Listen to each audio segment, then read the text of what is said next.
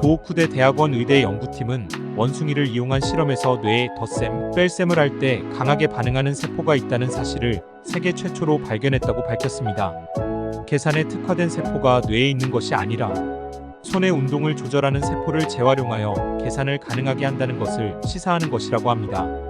앞으로 뇌 기능에서 본 수학학습법 등의 응용이 기대됩니다. 도호쿠대학 대학원 의학연구과 생체 시스템 생리학 분야의 우메메이겐 교수팀에 따르면 발견된 세포의 대부분은 좌우 손의 운동에도 강하게 관여하고 있으며 덧셈 세포는 오른손의 운동과 뺄셈 세포는 왼손의 운동과 관련이 있다고 합니다. 계산을 할 때 대뇌의 손 운동을 조절하는 세포를 재활용하는 것으로 보이며 언어가 없는 영장류도 기본적인 덧셈, 뺄셈이 가능하다는 것을 시사한다고 합니다. 간단한 덧셈, 뺄셈을 반영하는 행동은 원숭이, 침팬지, 오랑우탄 등 인간 이외의 포유류에서도 확인되고 있습니다.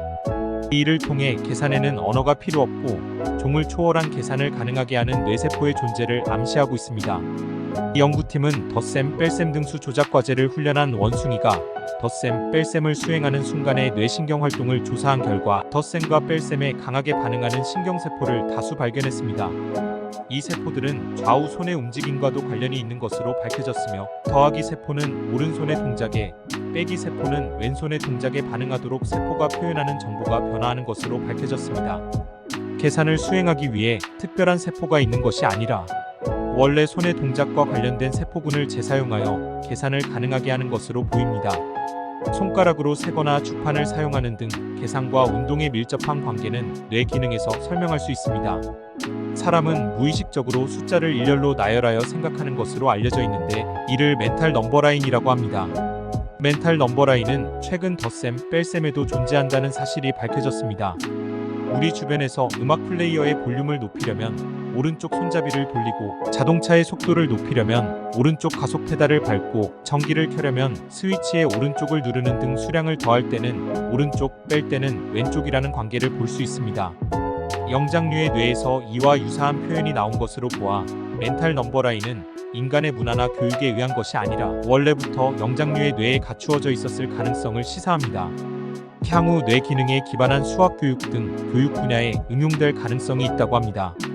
우메이 교수는 수학은 일반적으로 문자 등의 문화적 배경 아래 숫자가 있고 더 나아가 연산도 규칙을 학습함으로써 습득하는 것으로 생각된다며 숫자가 없는 원숭이도 덧셈, 뺄셈, 수의 크고 작음 등을 신체와 시각운동 기능을 통해 할 수 있기 때문에 비언어적 단계에서 대상의 수를 감각적, 신체적으로 조작하는 측면을 활용할 수 있을 것이라고 말했습니다.